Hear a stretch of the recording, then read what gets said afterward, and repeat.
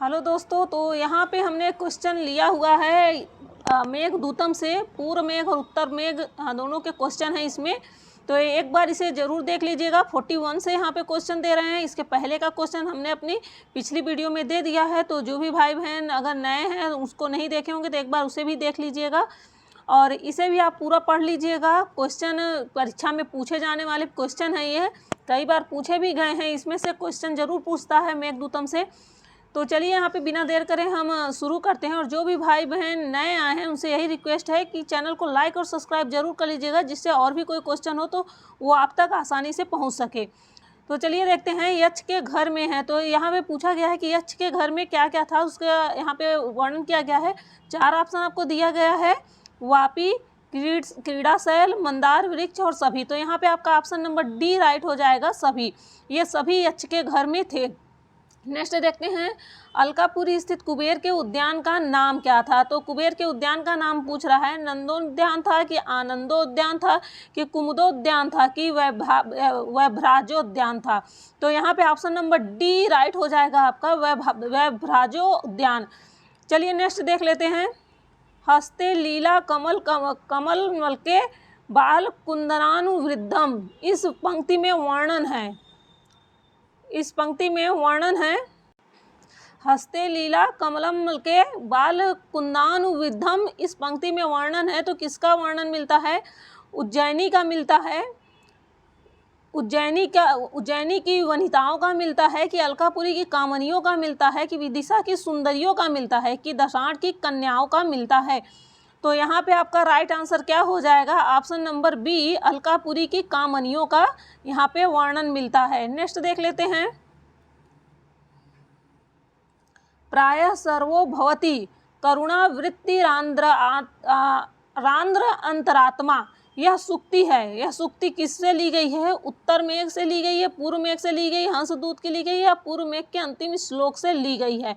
तो यह सूक्ति किससे ली गई है? तो उत्तर मेघ से ली गई है। ऑप्शन नंबर ए आपका राइट हो जाएगा, उत्तर मेघ।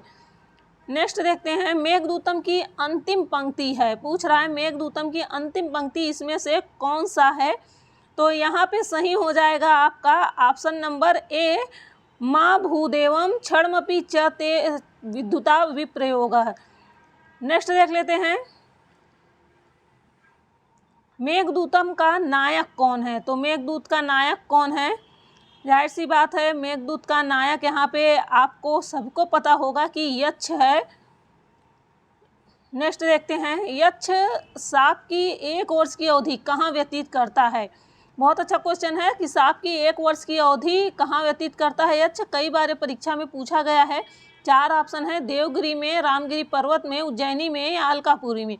तो यहाँ सही हो जाएगा आपका ऑप्शन नंबर बी, रामगिरी पर्वत। ऑप्शन नंबर बी, रामगिरी पर्वत में यक्ष अपने सांप की अवधि, जो 1 वर्ष की अवधि कुबेर ने श्राप दिया था, 1 वर्ष की अवधि उन्होंने कहाँ बिताया था? रामगिरी पर्वत पर बिताया था। नेक्स्ट देख लेते हैं। आपका अगला प्रश्न है, कैलाश पर्वत तक मेघ के सहयात्री कौन होंगे? मेघ के सहयात्री यहाँ पे यक्ष जब अपना संदेश भेज रहा है मेघ को, तो बता रहा है कि कैलाश पर्वत पर आपके सहयात्री कौन होंगे। तो यहाँ 4 ऑप्शन है, राजहंस होगा कि चातक होगा कि यक्ष होगा कि बलाका होगा। तो यहाँ पे क्या हो जाएगा आपका सही आंसर? ऑप्शन नंबर ए, राजहंस। राजहंस को यहाँ पे कहा है कि यह कैलाश पर्वत तक मेघ का सहयात्री बनेगा। नेक्स्ट देखते हैं, मेघदूतम के अनुसार भगवान कार्तिकेय का निवास स्थान कहाँ है? मेघदूतम के अनुसार भगवान कार्तिकेय का निवास स्थान बताया गया है, जो कौन सा इसमें 4 ऑप्शन सही होगा? रामगिरी में कि कैलाश पर्वत में कि देवगिरी में कि विशाला में? तो यहाँ पे आपका सही आंसर हो जाएगा देवगिरी में। नेक्स्ट देख लेते हैं, यक्षिणी श्राप दिवसों की गिनती किससे करती है? जो श्राप के दिन थे उसकी गिनती यक्षिणी किससे करती है? फलों से करती है कि पत्तों से कि शंख से कि फूलों से? तो यहाँ पे सही आंसर है आपका फूलों से। फूलों से वह गिनती है अपने श्राप की अवधि कि कितने दिन हुए हैं। अगला क्वेश्चन है आपका, यक्ष के श्राप की समाप्ति किस दिन होगी? यक्ष के श्राप की समाप्ति किस दिन होगी? ऑप्शन नंबर ए है, कार्तिक देवोत्थान एकादशी को, हरिशयनी एकादशी को, माघ शुक्ल सप्तमी को कि आषाढ़ कृष्ण प्रतिपदा को? तो यहाँ पे आपका राइट आंसर हो जाएगा कार्तिक देवोत्थान एकादशी को। ऑप्शन नंबर ए यहाँ पे आपका राइट आंसर हो जा रहा है। अगला प्रश्न है, मेघदूतम का मेघ किसका अनुचर था? मेघदूतम का मेघ किसका अनुचर था? कुबेर का था कि वरुण का था कि यम का था कि इंद्र का था? तो यहाँ पे ऑप्शन नंबर डी राइट है, इंद्र का। इंद्र का, मेघदूतम का मेघ इंद्र का अनुचर था। अगला प्रश्न है, धूम ज्योतिष सलीलम रुताम के संयोग से पैदा होता है। क्या पैदा होता है? यहाँ पे दे रहा है, 4 ऑप्शन है, यक्ष, मेघ, जल या प्रकाश। तो यहाँ पे आपका राइट आंसर हो जाएगा मेघ। मेघ यहाँ पे राइट आंसर हो जाएगा, ऑप्शन नंबर बी। नेक्स्ट देख लेते हैं, स्त्रीणाम माध्यम प्रणय वचनम विभ्रमो ही प्रियेषु। यह पंक्ति किस नदी से संबंधित है? किस नदी से संबंधित है यह पंक्ति? रेवा नदी से कि निर्विद्या नदी से कि शिप्रा से कि गंभीरा से? तो यहाँ पे आपका राइट आंसर हो जाएगा निर्विंध्या नदी से। ऑप्शन नंबर बी आपका यहाँ पे सही आंसर हो जाएगा। नेक्स्ट है, मेघदूतम के अनुसार उज्जैनी में किसका सुप्रसिद्ध मंदिर है? तो यहाँ पे मेघदूतम के अनुसार पूछा जा रहा है श्री कृष्ण का, यक्ष का, उदयन का या महाकाल का? तो यहाँ पे आप सबको पता होगा कि उज्जैनी में महाकाल का मंदिर बहुत ही प्रसिद्ध है।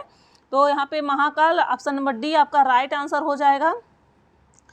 अगला प्रश्न है, ज्ञाता स्वादो विवृत्त जघनानाम को विहातुम समर्थ। यह किस नदी से संबंध है? किस नदी के बारे में यह कहा गया है? निर्विंध्या के बारे में कि शिप्रा के कि रेवा के कि गंभीरा के? तो यहाँ पे आपका राइट आंसर हो जाएगा ऑप्शन नंबर डी गंभीरा। गंभीरा के बारे में यह उक्ति कही गई है। अगला प्रश्न देखते हैं, अंतः शुद्धस्त्वमपि भविता वर्णमात्रेण कृष्ण। यह त्वम पद से किसका संकेत कर रहा है? किसका संकेत हो रहा है? यक्ष का कि यक्षिणी का कि मेघ का कि कुबेर का? तो यहाँ पे आपका राइट आंसर हो जाएगा मेघ का। ऑप्शन नंबर सी यहाँ पे राइट आंसर हो जाएगा। ऑप्शन नंबर सी मेघ का यहाँ पे राइट आंसर हो जाएगा। अगला प्रश्न है आपका, सगर तनय स्वर्ग सोपानम पंक्तिम। यह किस नदी किस नदी का विशेषण है? रेवाम, जहन्युकन्यम या गंगा, इसे गंगा भी कहा गया है, गंभीराम, यमुनाम। तो यहाँ पे जो 4 ऑप्शन दिया गया है इसमें से आपका सही हो जाएगा बी जहन्युकन्यकाम, यानी गंगा नदी। गंगा नदी के लिए यह कहा गया है। अगला प्रश्न देखते हैं, सोपानत्वम कुरु मणितटारोहणायाग्रयायी। इसमें मेघ का सोपानत्व किसके आरोहण के लिए उद्दिष्ट है? किसके आरोहण के लिए? रति या कामदेव के, शिव या पार्वती के, लक्ष्मी या नारायण के, यक्ष या यक्षिणी के? तो यहाँ पे सही आंसर हो जाएगा शिव और पार्वती के लिए। ऑप्शन नंबर बी है, शिव और पार्वती के लिए। क्वेश्चन नंबर 60 है, यहाँ पे देख लेते हैं, कालिदास के अनुसार यक्षों की एकमात्र अवस्था क्या है? एकमात्र अवस्था क्या है? शैशव है, जरा है, कौमार है या यौवन है? कालिदास के अनुसार यक्ष मात्र एक ही अवस्था में रहते थे, तो वो कौन सी अवस्था थी? वो कौन सी अवस्था थी? तो वो यौवन अवस्था थी। वो युवा ही रहते थे। वृद्धावस्था और बाल्यावस्था का वर्णन नहीं किया गया है। नेक्स्ट देख लेते हैं आप, यत्रोन्मत्त भ्रमर मुखराह पादपा नित्य पुष्पा। यह यत्र पद से किस नगरी का संकेत मिलता है? यत्र पद से किस नगरी का संकेत मिलता है? उज्जैनी का, विदिशा का, अलका का या दसपुर का?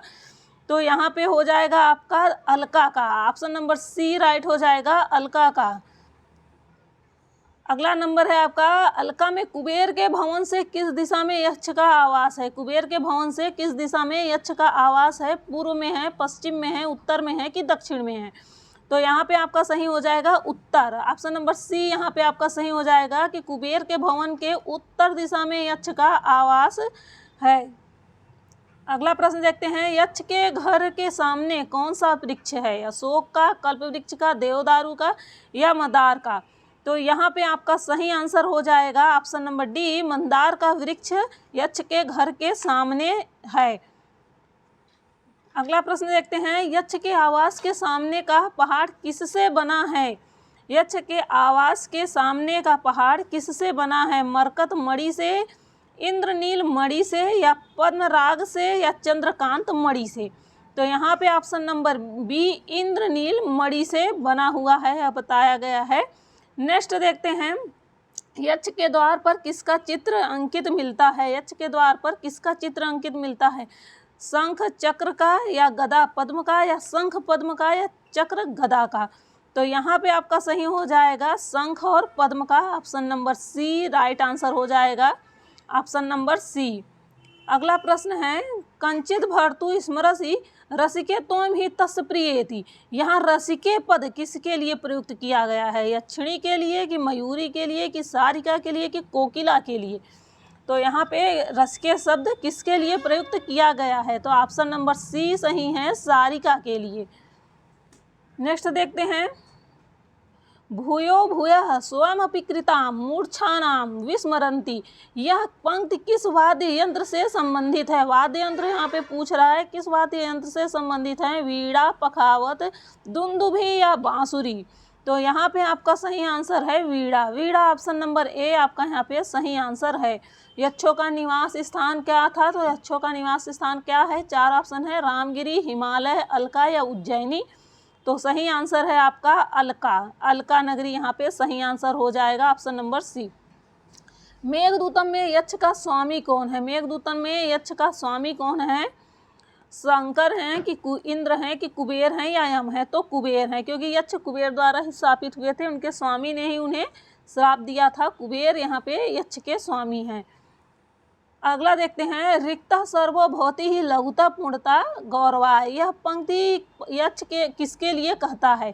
यह पंक्ति यक्ष किसके लिए कहता है? यक्षिणी के लिए, मेघ के लिए, कुबेर के लिए या अलकापुरी के लिए? तो यहाँ पे यह मेघ के लिए कहता है, ऑप्शन नंबर बी राइट है। नेक्स्ट देखते हैं तस्योत्संगे प्रणयिनीयु स्त्रीस्त गंगादुकुलाम। इस पंक्ति में किसका वर्णन किया गया है? इस पंक्ति में किसका वर्णन मिलता है? तो यहाँ पे गंगा का मिलता है, यक्षिणी का कि उज्जैनी का कि अलका का? तो किसका वर्णन मिलता है? अलका का वर्णन मिलता है, ऑप्शन नंबर डी सही है। अगला प्रश्न है गर्जितैर भार्य ये स्ता। यह भाये में लकार है, कौन सा लकार मिलेगा? लिट, लुंग, विधिलिंग या लोट? तो कौन सा लकार यहाँ पे हो जाएगा? यहाँ पे हो जाएगा विधिलिंग लकार। नेक्स्ट देखते हैं नेस्यति नेस्यति त्वाम सूर्युतयो यंत्रधारा गृहत्वम। यहाँ त्वाम पद से किसका संकेत है? मेघ का, यक्ष का, कुबेर का या इंद्र का? किसका संकेत किया गया है त्वाम शब्द से? तो यहाँ पे ऑप्शन नंबर ए सही है, मेघ का। मेघ का यहाँ पे संकेत किया गया है। अगला प्रश्न है कैलाश की चोटी पर जब मेघ पहुँचेगा तो कैलाश पर्वत की शोभा किस तरह हो जाएगी? कृष्ण के तरह, बलराम के तरह, नारद के तरह या काल मेघ के तरह? तो यहाँ पे सही आंसर है बलराम के तरह। किसके तरह हो जाएगी? बलराम के तरह हो जाएगी। ऑप्शन नंबर सी बी आपका सही है, ऑप्शन नंबर बी बलराम यहाँ पे सही है।